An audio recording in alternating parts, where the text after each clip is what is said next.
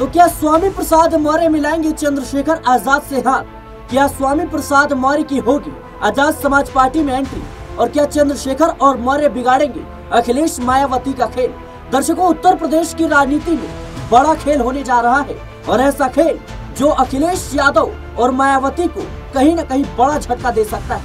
आपको बता दें कि खबर बहुत बड़ी आ रही है। चंद्रशेखर आजाद और स्वामी प्रसाद मौर्य की मुलाकात हुई है। इस मुलाकात के बाद अब कई सवाल उठ रहे हैं कि क्या 2027 का विधानसभा चुनाव स्वामी प्रसाद मौर्य आजाद समाज पार्टी के टिकट पर लड़ने जा रहे हैं। और उससे भी बड़ी खबर ये सामने आ रही है कि चंद्रशेखर आजाद पार्टी में स्वामी प्रसाद मौर्य को बड़ी जिम्मेदारी सौंपने जा रही है। हाल ही में मायावती ने चंद्रशेखर आजाद पर सीधा हमला बोला और कहीं न कहीं उसके बाद सवाल उठने लगे कि क्या अब उत्तर प्रदेश में कहीं न कहीं चंद्रशेखर बड़ा खेल करने जा रहे हैं। ऐसा खेल जो अखिलेश यादव की पीडीए और मायावती की जो दलित वोट बैंक को साधने की रणनीति है उस पर सीधा वार होगा।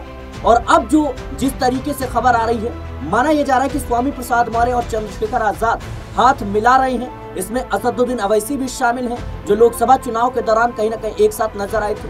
और अगर ऐसा होता है तो यूपी में भाजपा और समाजवादी पार्टी के अलावा एक तीसरा विकल्प जनता के सामने होगा और सीधे तौर पर इसका फायदा कहीं न कहीं भारतीय जनता पार्टी को हो सकता है। मेरे साथ इस मुद्दे पर विस्तार से चर्चा करेंगे अमन सर मौजूद है। सर, उत्तर प्रदेश की राजनीति में क्या हो रहा है आप देख रहे हैं, किस तरीके से योगी बनाम केशव प्रसाद मौर्य, दूसरी तरफ देखा जाए तो समाजवादी पार्टी और मायावती के बीच जिस तरीके से 36 का आंकड़ा है, कांग्रेस भी खुद को दरकिनार करती हुई नजर आ रही है। लेकिन इसी बीच स्वामी प्रसाद मौर्य और चंद्रशेखर आजाद की मुलाकात और खबर ये आना कि आजाद समाज पार्टी में बड़ी जिम्मेदारी स्वामी प्रसाद मौर्य को मिलेगी। क्या लगता है, दलित और ओबीसी और जो मुस्लिम वोट बैंक है उसका कहीं ना कहीं खामियाजा समाजवादी पार्टी को और मायावती को भुगतना पड़ सकता है? देखिए बिल्कुल, और यहाँ पर कई तरह के समीकरण हैं। आप देखिए, इससे पहले जब 2024 के लोकसभा चुनाव हुए थे उस वक्त भी आजाद ने स्वामी प्रसाद मौर्य के लिए बाकायदा प्रचार प्रसार किया था। तो ये आप मानकर चलिए कि उनके जो बीच का जो रिश्ता है, जो उनका ताल्लुकात है,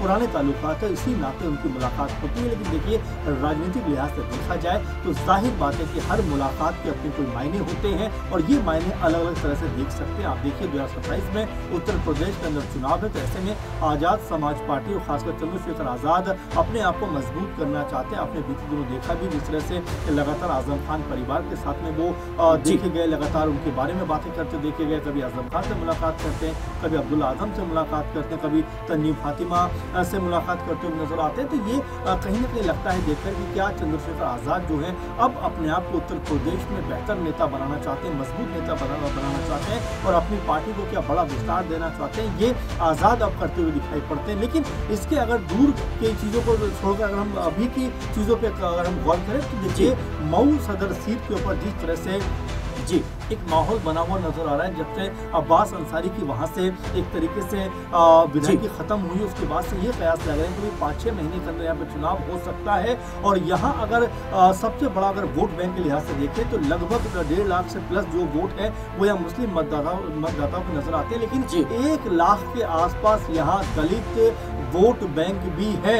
तो क्या इस नाते भी अब स्वामी प्रसाद मौर्य और आजाद की मुलाकात हुई है कि अगर यहाँ पर कोई विकल्प बना तो क्या कोई बड़ा चेहरा यहाँ से उतर सकता है? क्या यहाँ से आजाद समाज पार्टी के टिकट पर जो है स्वामी प्रसाद मौर्य टिकट चुनाव में उतर सकते हैं? तो देखिए समीकरण है, तमाम तरह के राजनीति में समीकरण बनते बिगड़ते रहते हैं। लेकिन जिस तरह से फिलहाल अभी राजनीतिक माहौल उत्तर प्रदेश में मऊ सदर सीट को लेकर बना हुआ है तो उसको लेकर भी ये बातचीत हो सकती है। साथ में चंद्रशेखर आजाद थोड़ा सा विजन अपना बड़ा लेकर चल रहे हैं, क्योंकि आप देख रहे हैं कभी बिहार चुनाव लड़ते हैं, कभी राजस्थान में चुनाव लड़ते हैं, कभी हरियाणा में चुनाव लड़ते हैं, कभी उत्तर प्रदेश में तो चुनाव लड़ते ही हैं। तो ये देखा जा रहा है कि आजाद अपनी पार्टी को मजबूत करना चाहते हैं, इसीलिए बड़े बड़े नेताओं के साथ में संपर्क में भी रहते हैं। कभी पप्पू यादव के लिए कह सकते रैली करने पहुंच जाते हैं, कभी पल्लवी पटेल के साथ में वो दिखाई पड़ते हैं। तो ये जो कारण है वो यही कारण है कि आजाद अपनी पार्टी को मजबूत करना चाहते हो। यहाँ पर अगर स्वामी प्रसाद मौर्य से उनकी मुलाकात हुई है तो इसके भी अपने सियासी मायने हैं। और सियासी मायने क्या ये है कि जिस तरह से फिलहाल अभी जी। स्वामी प्रसाद मौर्य के पास में कोई पद नहीं है, ना वो MP है ना वो MLA है, तो कहीं ऐसा तो नहीं कि मऊ सदर सीट से उनको उतारने का एक प्रोसेस कहीं ना कहीं आज़ाद समाज पार्टी कर रही है, जो ये चाहती है कि भाई उनका अगर उनकी पार्टी का एक भी MLA अगर चुनाव में जीतता है या विधानसभा में बैठता है तो ये उनके लिए बेहतर बात हुई कि कम से कम संसद के साथ में विधानसभा में भी आज़ाद समाज पार्टी की जो गूंज है वो सुनाई पड़ती हुई दिखाई देगी। लेकिन सर सवाल ये भी है कि जिस तरीके से स्वामी प्रसाद मौर्य और चंद्रशेखर आजाद की मुलाकात की खबर सामने आ रही है और हाल ही में मायावती ने कहीं न कहीं चंद्रशेखर पर अप्रत्यक्ष रूप से हमला बोला था, क्या लगता है आपको कि चंद्रशेखर अब कहीं न कहीं अपनी जो मजबूती है पूरे यूपी में दावेदारी है जो पेश करना चाहते हैं और ऐसे में मायावती को नुकसान होगा? देखिए जाहिर बात है कि जो 20-22% वोट दलित का है उसी पे दोनों की निगाहें हैं, लेकिन साथ में आपको ये भी मान के चलना पड़ेगा कि जो 18-17-18% जो मुस्लिम वोट है उत्तर प्रदेश के अंदर और दोनों को मिला दिया जाए तो ये 40-42% के आसपास बन जाता है। और यही बात लगातार आज़ाद साधने का प्रयास कर रहे हैं कि उनको एक तरीके से अगर दलित वोट में से अगर 10 से 15% मिल जाता है, 10 से 15% उनको मुस्लिम वोट मिल जाता है तो उनकी पार्टी यहाँ पर मजबूती के साथ में उभर सकती है। लेकिन उसके लिए उनको मायावती को कह सकते हैं कि पीछे करना पड़ेगा या उनसे अपने आप को आगे लेके जाना पड़ेगा, और ये क्या इतना आसान है? क्योंकि अभी भी आप देखें तो मायावती ना कुछ करते हुए उनकी पार्टी ना कुछ बहुत हो हल्ला करते हुए भी उत्तर प्रदेश में 8 से 10% वोट यूं ही ले आती है। 8 से 10% मिलने का मतलब है कि राजनीतिक तौर पर किसी पार्टी को हराना या किसी पार्टी को जिताना। क्योंकि 2024 में भी देखा गया कि मायावती ने 16 सीटों पर सीधे तौर पर 16 सीटों पर सीधे तौर पर बीजेपी को फायदा पहुंचाया, वहीं समाजवादी पार्टी या यूं कहा जाए इंडिया गठबंधन जो था उसको यहाँ पर नुकसान पहुंचाया। तो ये मायावती का वोट बैंक है, उस वोट बैंक पे आना आजाद के लिए अभी बहुत दूर की कौड़ी है, बहुत दूर की अभी सोच है, और इसीलिए वो धीरे धीरे करके लोगों को साथ में जोड़ रहे हैं ताकि अगर ये सर स्वामी प्रसाद मौर्य समाजवादी पार्टी में भी बड़ी भूमिका में नजर आए थे, बसपा का भी हिस्सा रह चुके हैं, भारतीय जनता पार्टी का भी हिस्सा रह चुके हैं, तो कहीं ना कहीं उनका जो राजनीतिक बैकग्राउंड है वो काफी ज्यादा मजबूत है।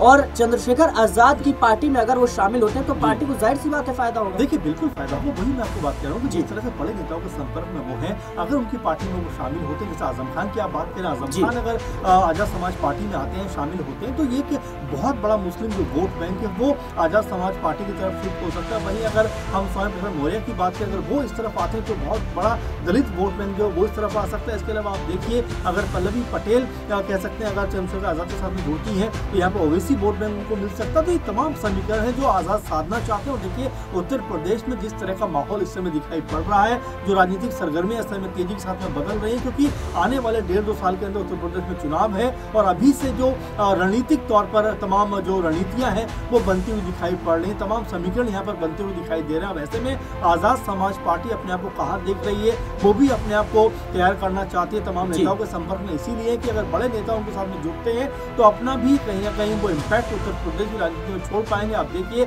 उनका एक भी विधायक इस समय विधानसभा के अंदर मौजूद नहीं है, आजाद खुद अपनी सीट जीतने में कामयाब रहे ना गिने के लिए, उसके अलावा कोई भी चेहरा चुनाव जीतने में या जितनी मजबूती प्राप्त करने में अभी तक कामयाब नहीं रहा है। तो ये तमाम सारी बातें हैं जो अब आजाद को भी समझ में आ रही है कि अगर अपनी पार्टी को बड़ा करना है तो तमाम लोगों को साथ जोड़ना पड़ेगा, तमाम सीटों पर जीत दर्ज करनी पड़ेगी। उसके बाद मायावती से मुकाबला करने का वो सोच सकते हैं। सिर्फ कहना भर काफी नहीं है कि हम बहन जी के विकल्प हैं या आजाद समाज पार्टी जो है अब मायावती से आगे चली जाएगी, क्योंकि अभी भी जैसा मैंने आपको बताया कि अभी भी एक भी सीट मायावती के पास मौजूद नहीं है। लेकिन उसके बावजूद भी आप देखिए लोकसभा चुनाव उत्तर प्रदेश में उनके पास में 8 से 10% का वोट बैंक रहा, जो ये बताता है कि अभी भी लोग उनको चाहते हैं और उनके पक्ष में वोट करते हैं। बिल्कुल दर्शकों, जाहिर सी बात है 2027 में यूपी में विधानसभा के चुनाव होने, जिसको लेकर तैयारी अभी से ही जोरों पर है। जहां भारतीय जनता पार्टी तमाम अपने सहयोगी दलों को एकजुट करने में जुटी हुई है, तो वहीं समाजवादी पार्टी भी कांग्रेस के साथ, जो कि उसका कह सकते हैं कि दोस्त रहा है लोकसभा चुनाव के दौरान से ही, उसको कहीं न कहीं साधने में पूरी तरीके से जुटी हुई है। लेकिन सवाल ये भी है कि चंद्रशेखर आजाद, आजम खान हो, स्वामी प्रसाद मौर्य हो या फिर और भी तमाम नेता हो, असदुद्दीन अवैसी हो, इनके साथ मुलाकात कर रहे हैं, गठबंधन की कोशिश में है। क्या वाकई में कहीं न कहीं उत्तर प्रदेश में एक नया विकल्प खुलते हुए नजर आएगा? क्या एक नया विकल्प जनता के सामने पेश करने में चंद्रशेखर आजाद कामयाब होंगे? और अगर ऐसा है तो क्या मायावती और अखिलेश यादव के लिए बड़ा झटका है? फिलहाल इस पूरे मुद्दे को लेकर आपकी क्या राय है, हमें कमेंट बॉक्स में जरूर बताएं। देश और दुनिया की तमाम खबरों के लिए बने रहे SPN9 न्यूज़।